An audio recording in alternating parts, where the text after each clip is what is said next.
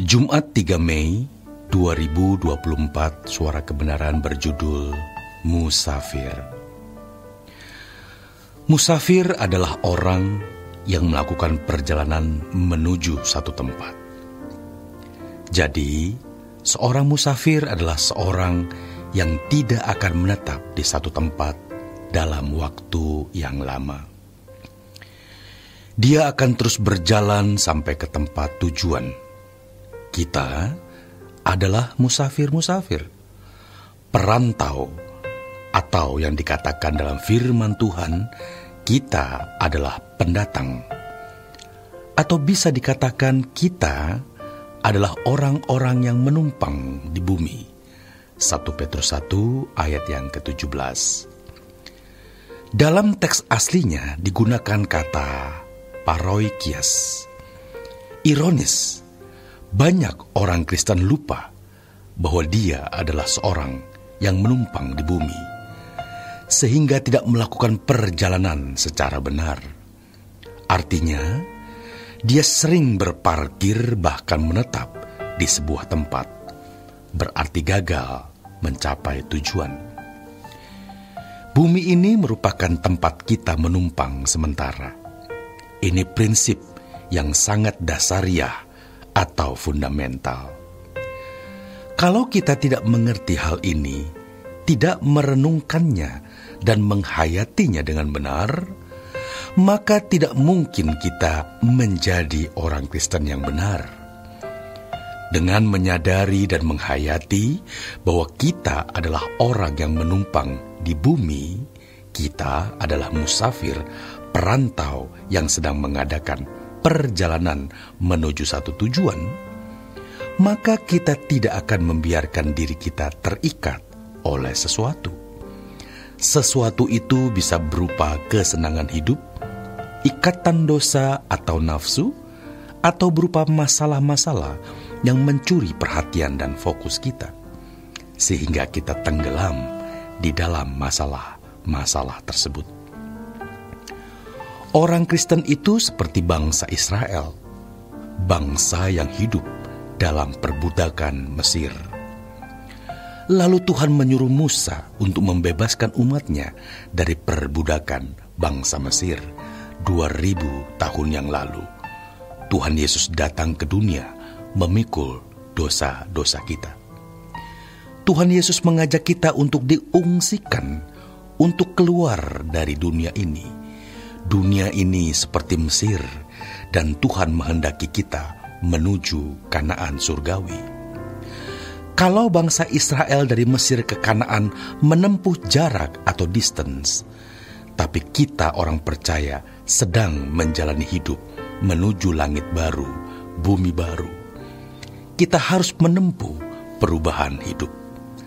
Kalau orang tidak menyadari dan tidak menghayati bahwa dirinya adalah musafir, maka ia tidak peduli dengan perubahan hidup, apa tambah baik atau tidak. Sebab fokusnya hanya pada kesenangan-kesenangan yang dapat diteguk dari dunia ini, atau kenikmatan-kenikmatan dosa dalam daging dan jiwanya, atau tenggelam dengan masalah-masalah yang digumulinya. Dan setan berusaha agar orang-orang Kristen gagal fokus. Hati-hati saudaraku, setan bisa memberi banyak kesenangan, kegirangan yang itu tidak kita nikmati bersama Tuhan. Dan setan menggiring kita ke dalam kegelapan abadi. Setan menawarkan kesempatan-kesempatan berbuat dosa dan menikmatinya sampai kita terikat dengan dosa-dosa itu, dan pada akhirnya kita tidak pernah bertumbuh. Bahaya saudaraku, jangan sampai tertipu oleh kuasa kegelapan ini.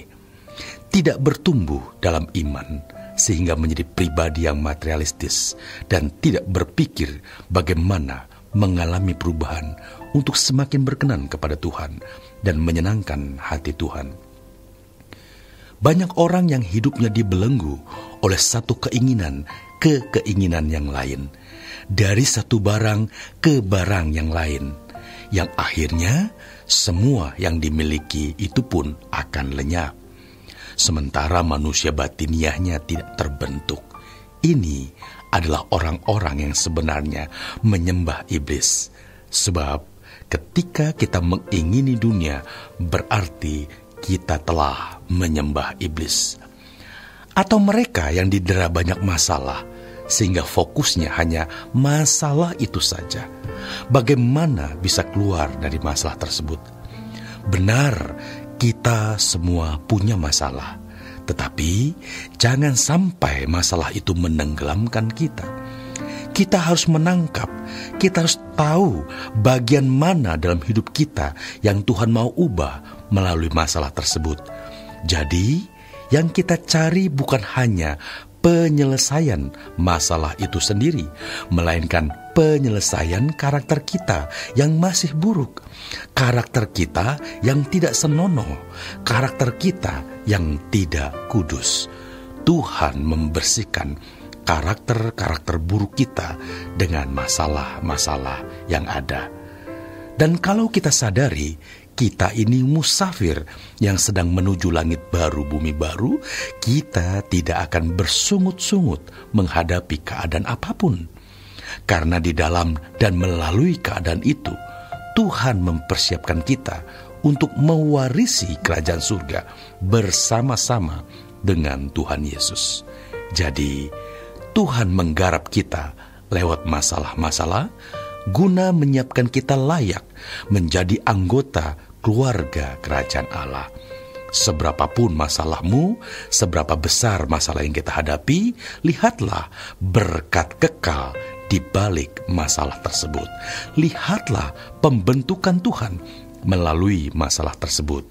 Ini adalah berkat abadi atau semacam nutrisi bagi jiwa kita, atau kosmetik untuk batin, agar kita memiliki batin yang sesuai dengan pikiran dan perasaan Allah.